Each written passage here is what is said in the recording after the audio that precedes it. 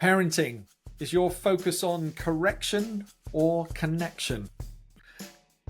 Today's After Dinner Leadership podcast is focused on a topic that's very dear to my heart, the idea of being a parent and specifically being a father. I'm joined by consultant and author Tal Eyre, who has written a book called Dad Mode, 25 Ways to Connect with Your Children. And I would contest that if you are a father, that is your most important leadership role in the world. You can be great at leading teams and in business. Really important that the emphasis is put on leading our families well too, in my opinion. And so we have some great discussion around these different ways. Clearly, we didn't have time to go through every one of the 25 ways. You'll have to read the book to explore that some more, but we were able to discover some of the key ways and the key elements to building that connection with your children. So please listen, share, and pass this on to someone who you think would benefit from working in dad mode. Enjoy. And it's my real pleasure to welcome Tal Eyre to the After Dinner Leadership podcast. Welcome, Tal. Thank you. It's so nice to be here, Simon. It's great to have you. And you're native American, but based in Switzerland. Am I correct in that? That's correct. Yes. About Excellent. 15 years ago, I met a lovely Swiss gal in New York City. And she told me on our second date that she wants to live in Switzerland, and she kept that one. And we're here now, 15 years later, with one daughter, 12 years old. Wow, that's brilliant. I love to hear that. And we met, and I was inspired by our conversation. And when you told me that you were writing a book called Dad Mode, I found that irresistible to say, look, we've got to have a conversation about that. The role of father is such a critical one. We talk a lot about leadership on this podcast, and in my estimation, the role of father is the most important leadership role that I'll ever have. And so any way that you can help me in that responsibility, I'll be very grateful for. So looking forward to speaking about that today. Great. It's customary, Tal, when we meet our guests, for us to ask a series of quick fire questions to just find out about you in a slightly different way. Are you ready for those? I'm ready. Great. So who has had the most impact in your life and why? Oh, that's easy. That would be my parents. I thought that they formed who I am in a lot of ways. By the way that they led their lives, and I think that I follow that subconsciously and consciously, and so yes, for sure, my parents. Yeah. Now, not through the same route, because we met through a friend, a mutual friend. Yes. But I've also met your parents very briefly many years ago. And what great role models they are too. So yeah, I'm not surprised they've had such an impact on your life. Okay, what's been your favorite country visited? I would say Romania. I love going to places where they're not really as well known in the sort of tourist circuit, but it's just an amazing place. I highly recommend Transylvania. It's just it's a treat. Yeah, I've only ever been into Bucharest. I've not been out to but everyone there was saying, you've got to go to Transylvania. So yes. It's on the list. Great. What time of day do you get your best work done? I'm a morning guy. I try to journal in the morning, and that's when I get my biggest thinking going. Is there a particular time? Well, the shower is probably when I get a lot of good ideas. And then I try and sit down right afterwards. I used to have a commute that I would take, and I would just sit down every day in the train and think and create before doing anything else in the day. Great. And how would you describe yourself in 3 words? Gentle, competitive, and kind. Nice. We'll leave those there. Perfect.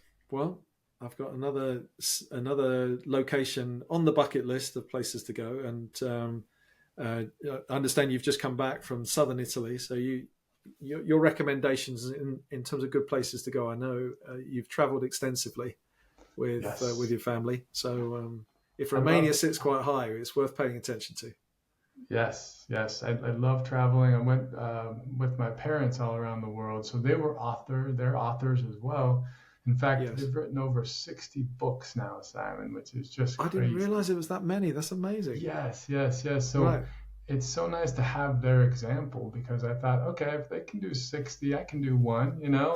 And it took me quite a while to write this one, but Yeah. the one we're going to talk about today, but I'm so excited about finally finishing it. And they kind of inspired me in those moments when it was difficult to get it Yeah. finished. I said, no, I can do this. And I've seen it done before. Brilliant. Great. Now, we also like to find out what your three leadership lessons are that you wish you'd learned earlier. Yes. And how did you find the process before we hear what they are? You know, I wanted to do something unique. Maybe that's a theme here. I like to go to places that are unique. I want to do something out of the ordinary.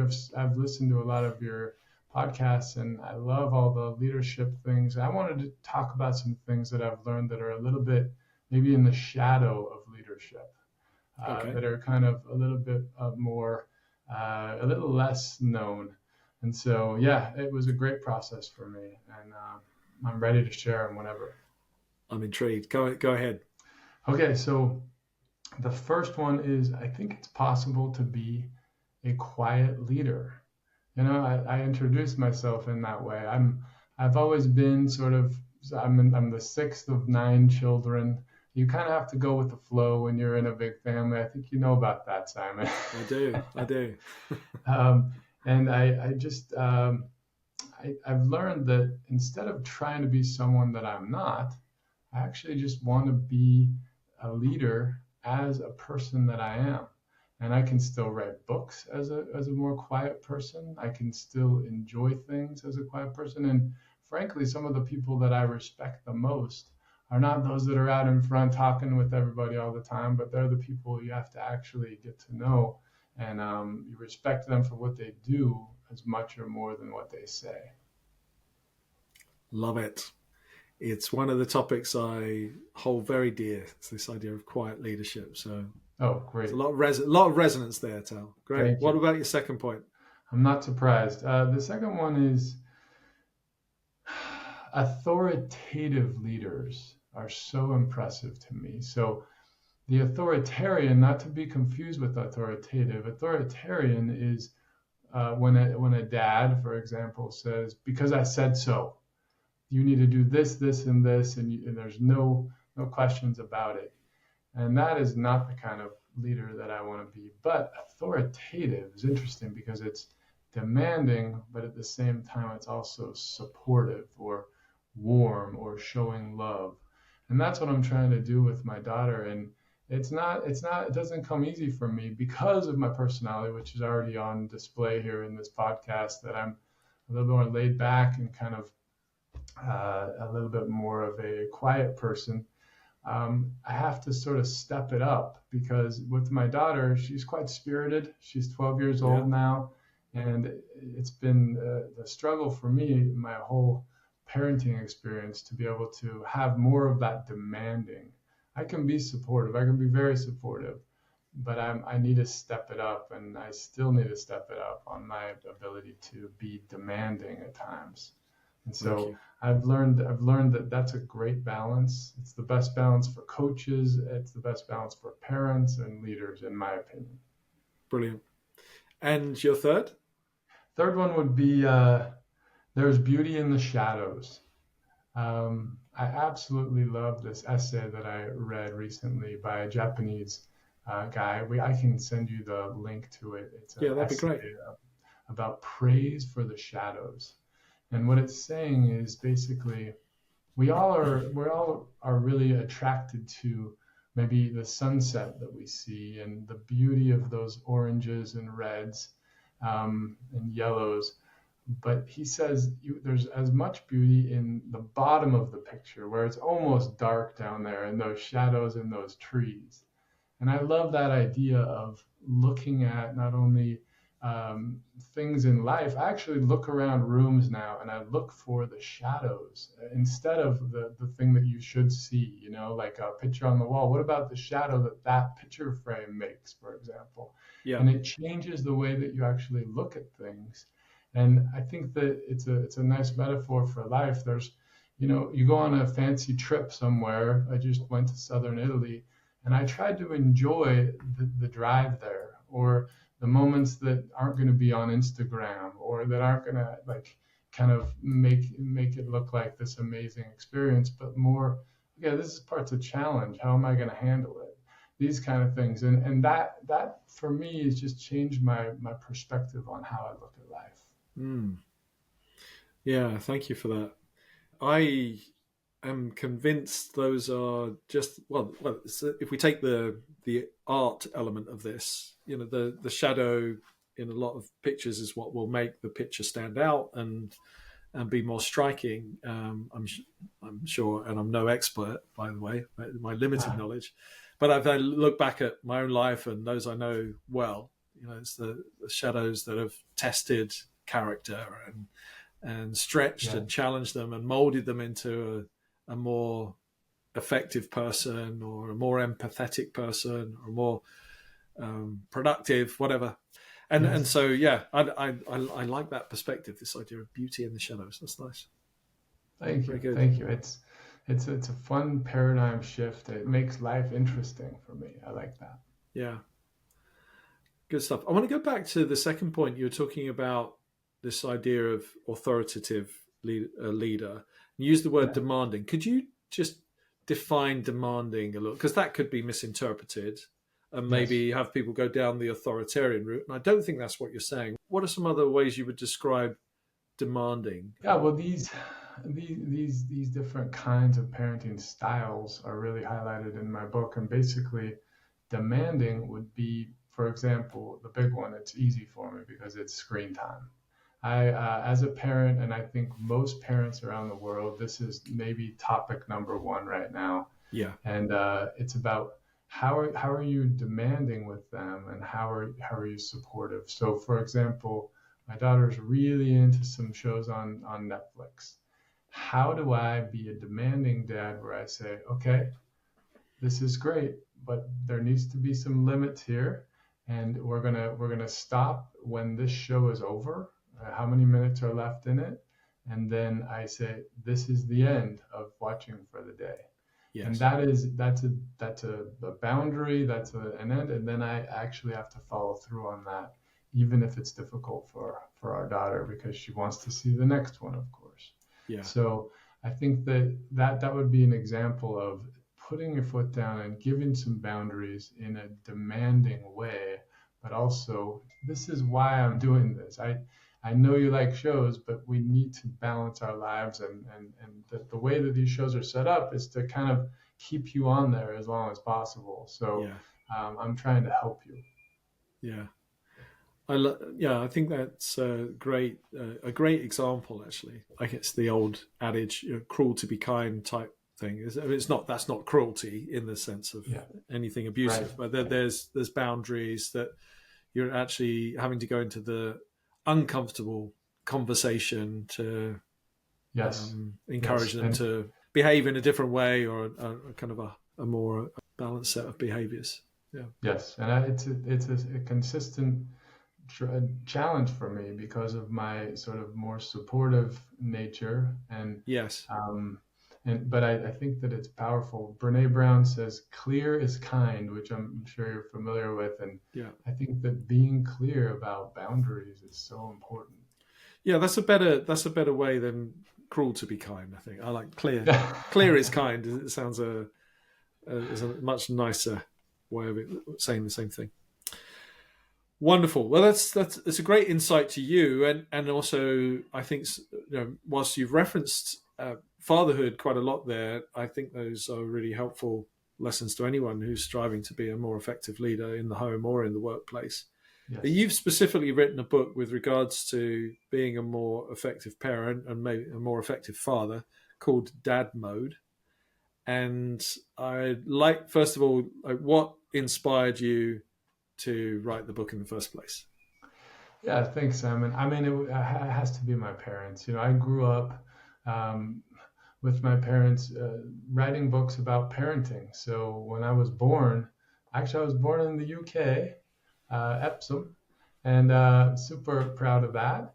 My parents were there for just 6 months, and then they moved back to the States. And I basically ever since the late 70s, they've been writing parenting books, and they decided that was the area that they wanted to contribute in. My dad had done some things in political consulting before that, and my mom was a school teacher, teaching music, a violin player, and they decided they would work together to help strengthen families.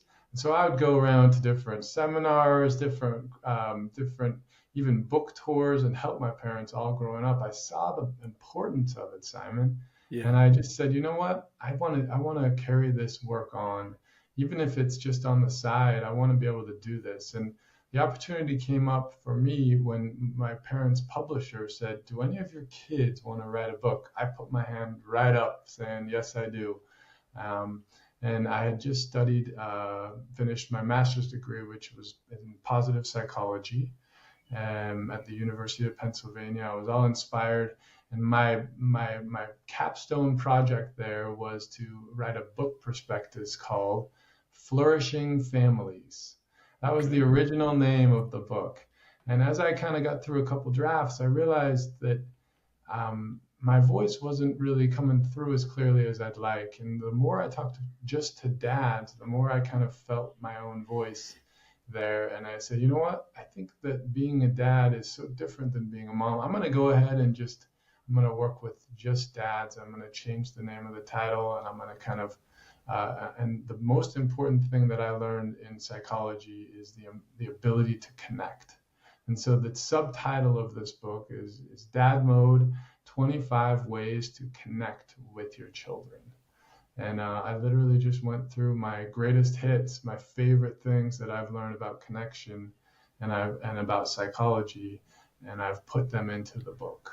And it's a really simple book. You can read it from any direction you want. It doesn't matter. You can read way 9 and then way 2 and Yeah. just kind of skip around. They're each about a 5 to 10 minute meditation on a concept of how you can connect with your kids. Right.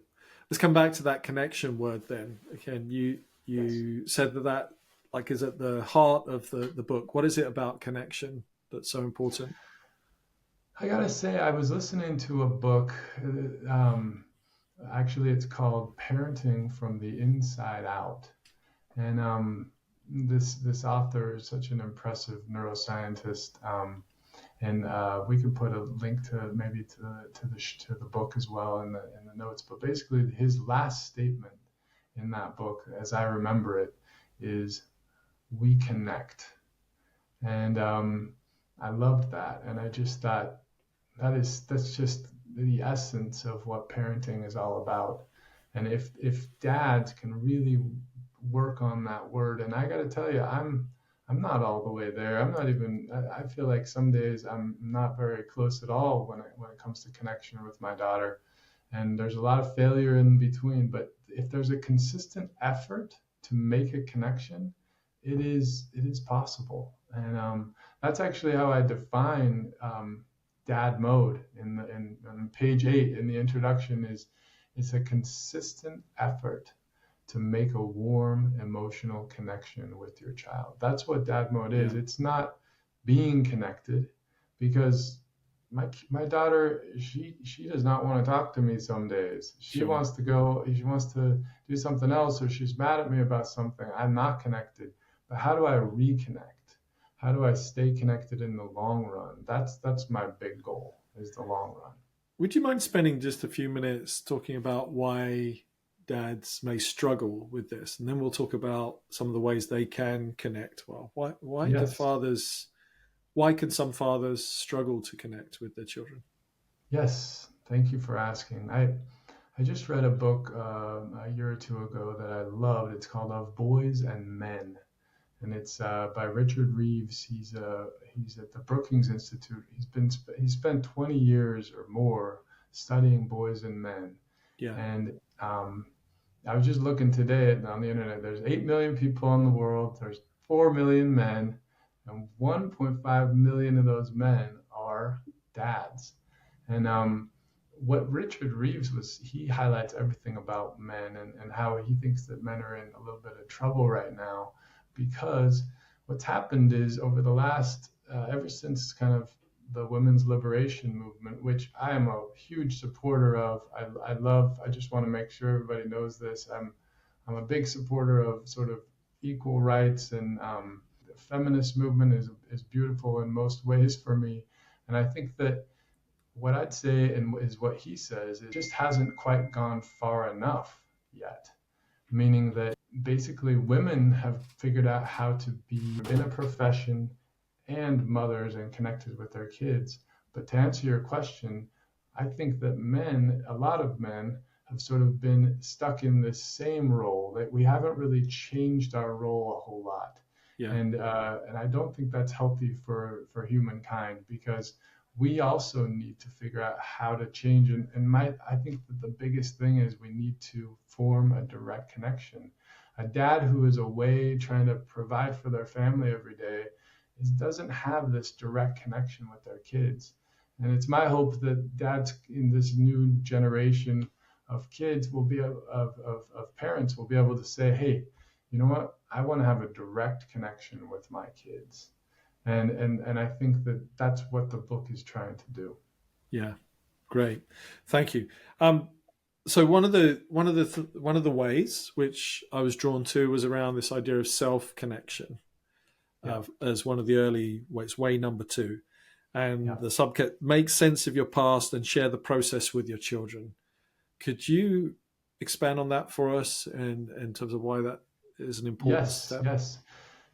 You know what I do, Simon, is I actually go into shadow work, which is this beautiful concept that I was introduced to by Father Richard Rohr from he's a Franciscan priest. He's an amazing guy. I recommend him to anybody. If you're religious or not, he's an amazing person and a very broad thinker. And what he says is basically he tries every day to be humiliated to actually see a part of himself that he wasn't seeing, a blind spot, if you will. And I love that. And I think that as dads, there's a quote by Brene Brown again that she says, we can't have a connection with other people that's any deeper than our own connection with ourselves, basically. And I think that what she's getting at there is, and what I'm getting at is self-connection is actually great for you and it's great for your kids because the connection will be deeper for yourself, making sense of your own story and kind of doing that hard work of saying, you know what, some people are saying these things about me. I'm kind of blocking it out, but actually I should look at those things. And that's going to be hard for me, but it will make me a more connected person and it'll make me a better husband and father as well. So I think that that's where I start in the book is way to self-connection. And Yeah, I just challenge dads to go down that journey to try to figure out where their blind spots are. Talk to the people that you know best, a spouse or a father or mother. You really ask them, say, hey, I'm trying to learn a little bit more about what I do. What do I do that's actually kind of difficult for you? And yes, that's not easy. That's not easy to do, Simon. I know you know this stuff well, but it's actually you have to be in a pretty good space to do that work yourself. And I don't recommend it to everybody. I don't want to do it sometimes myself because I'm not ready to look at some more shadow in my own self. But when I'm feeling pretty good, I do want to look at that. And I know you're a big fan of Daniel Kahneman. Daniel Kahneman is known for being a scientist that basically he had found joy in being wrong, and that's what I want to yeah, figure out how to do. He was this amazing Nobel Prize winning psychologist, and he would say, "Oh, I might be wrong about this. Tell me more about it." And it's this ability to do that, and I love yeah, that about him. yeah. Yeah, one of the things that the statements like make sense of your past. I guess the stories, the narratives we're telling ourselves, and how so often we can take those into a parenting relationship. This is how I was treated, or Yes. sometimes, sadly, our own upbringing may not be particularly healthy, Yes. and some of that then can roll into our present inadvertently. Yes. And so the connection that we may not have had with our own parents is then transferred into our relationships with our children or our child. Mm-hmm. Mm-hmm. And I would imagine there's something around that of if we're wanting that relationship to be different in the future, we've got to do a little bit of that connecting with the reality of those things and changing some of the wiring so that we can enjoy a different and deeper level of connection Yes. with our own children. Is that fair? Well, Fair well comment? said. Great Yeah. point. Yes. In fact, I thought about this a lot, Simon, and I think that the most important thing that the metaphor that I use is four-wheeling. I love to go out in an off-road vehicle and go up a mountain trail. And one of the things that I've learned is that it's a little bit like parenting in that some routes are really heavy ruts. You can't actually move the car out of the ruts because they're so deep. And the more and more I learn about our brains and these neural connections that we have, the ones that fire together wire together, as they say. And basically, there's these ruts that we have that we were passed down from us. Maybe they were passed down from our parents and grandparents and so forth that may not be the most healthy. And that's definitely been the case for me. It's probably the case for most dads. And how do you actually blaze a new trail? That is really hard work as well. I mean, this book is asking us to do some hard things, Yeah. but basically, how do you notice this unhealthy trail and then blaze a new trail? And that's what I'm trying to do in every one of the ways. And I give 5 action steps at the end of each one on ways that they can do that. Yeah. No, that's great. I mean, I think of my father, who I love dearly, and has actually been a guest on the show many years ago. We did a Father's Day special some time ago. That his father was in the Second World War. He was in the army. He was a chef in the army, and he would never talk about his war experience in Burma. And there's some of that emotional restraint that's in my father. But I love it when I see him, and I've seen him over the years, break free of any of that and come Mhm. into a more open dialogue. It's so powerful because I know that wasn't my Yeah, grandfather. I never met him, but he wasn't an unkind man in any way. So don't misunderstand me. right. But there was Of course. definitely a quite hard barriers that you didn't want to go back into I guess some form of PTSD we would know it as now, that he Yes. didn't want to talk about with regards to his experience in the Second World War, and he didn't want, I guess, expose his children to the trauma that he Yeah. experienced. What the point I'm trying to make is I love it. I love seeing my dad, and when he's kind of gone across that line and expresses deeper emotion and lets people into that kind of vulnerable side of him, Yeah. and it's a really lovely thing, and yeah, draws me closer to him as a consequence. So I think, yeah, Exactly. I think yeah, we're this next generation, all the next generations coming, I think are going to get better and better at this, Simon. And I don't blame people for what they've been. People have had lives that everyone has. They're in a different space. They're at a different time, and everyone's in a different part of their story. But I did the same thing. I did some family history research maybe 5 years ago, and I found out that this one of my ancestors was that I had kind of all heard all good stories about him, and I still think the world of him. I found out that he got in trouble with the law, and he actually had he was accused of shoplifting. And it was in the newspaper in this little town that I went to do the research in, and I actually really liked learning that because I feel like there's more context to him now. If we're just telling stories where everything is positive, then we're going to run into trouble down the road because it's not real life. And I still think that this guy's an amazing guy, but I Yeah. love the context. Wonderful. Which one of the 25 ways to connect with your children has been most significant for you in the writing and discovery of that way? Ah, thanks for that question. I would say the observing dad section, and it's about, the subtitle is, I think it's helping your child see their strengths. I didn't realize, Simon, that being a dad, I thought, it's kind of like what people think of when they think of leadership. It's mostly go, go, go, stand in front of everyone, do, lead, lead, lead. But I think that in the same way, dads are actually, I'd say 40% of the time, a little less than half, I've been doing more observing than anything and mirroring. Um, and so what I did with my daughter is we gave awards to her. So if she had, if she showed something that she really loved, for example, she loves to make things, she loves to create things with her hands, she loves to invent things. And this is not something we told her she should do or anything. She just, when Yes. she has free time, that's what she does. I mean, she loves it. She made a house for our cat, where she, the picture, the illustration in the book is of this dad sitting down after a full Christmas morning, and he looks over and he sees, the science set is set to the side, and the daughter is building a big tower with all the boxes. Yeah. And it's just this idea of like, okay, what are they really? What is this soul in front of me? Who are these children of mine, and how can I help them grow and see their strengths? So after a few times that we saw that, we said, you know what, you get the inventor award.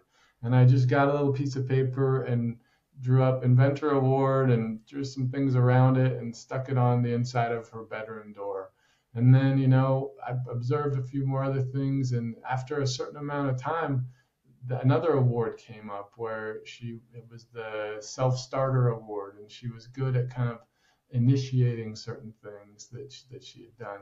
And she loves these awards. She had 20, 25 of them on her door until about a year ago, when she finally said, okay, Dad, I think we can take these down, but I want to keep them. Let's put them in a special folder. And she really internalized those things. So that was a really fun thing to be a part of. I appreciate you sharing that. We're going to need to draw to a close.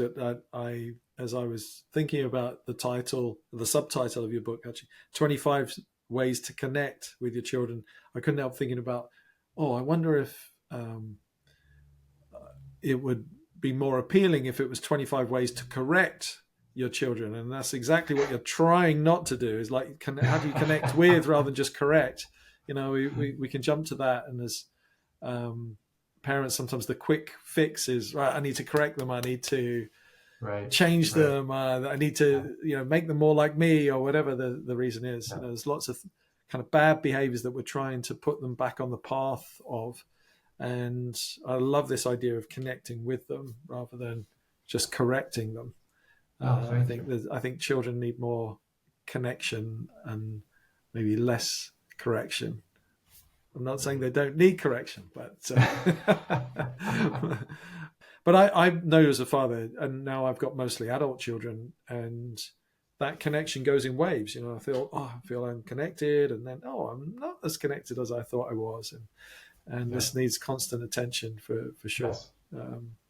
Even as adults, as they leave the home, I still want to feel connected to my children, and it can be challenging, particularly when they're thousands of miles away, or just their own lives are taking shape and occupied with different things.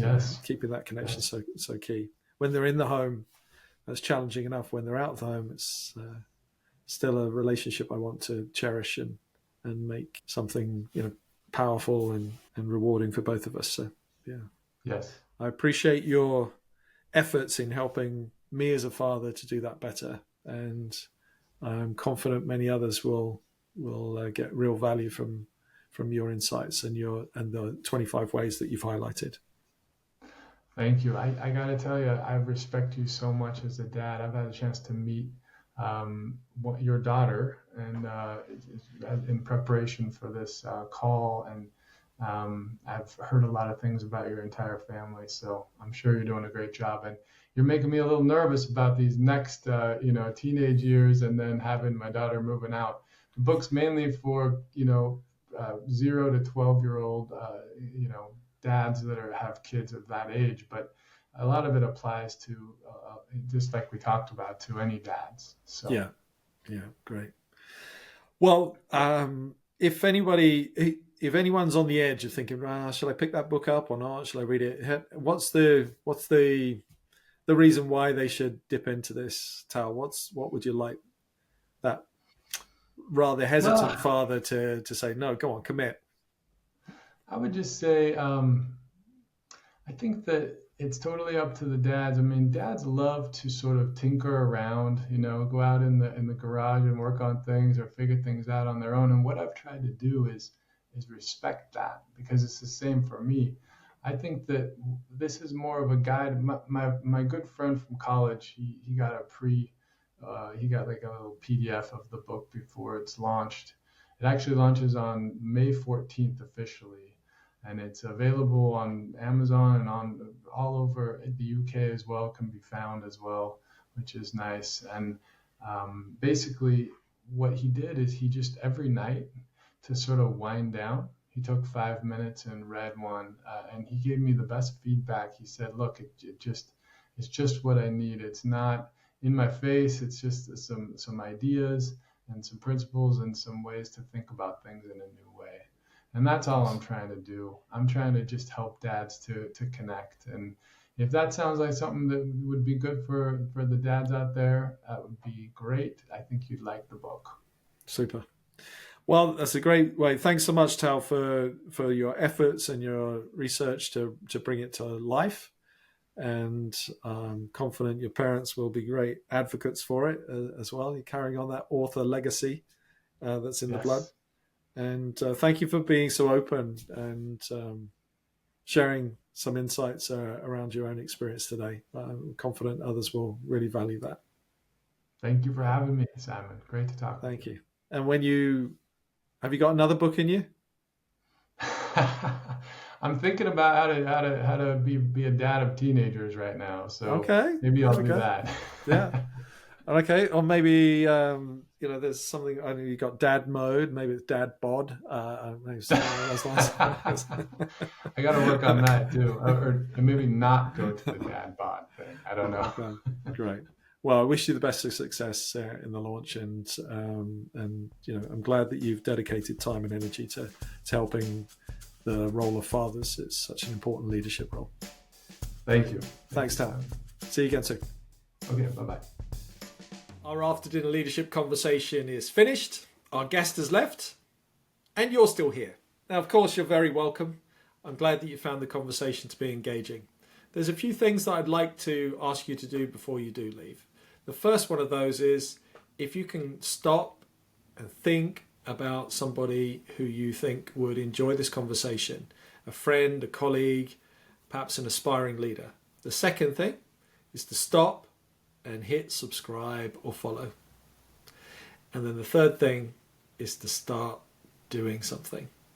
Perhaps there's a little idea or a concept that we've been discussing today that you think you could apply even a little bit tomorrow, tonight, and to put it into action. I encourage you to use this as a catalyst to do something different, do something more interesting, do something more exciting. And thank you so much for joining us. And please tune in again for another after dinner leadership conversation. You can leave now. I need to go and do the dishes.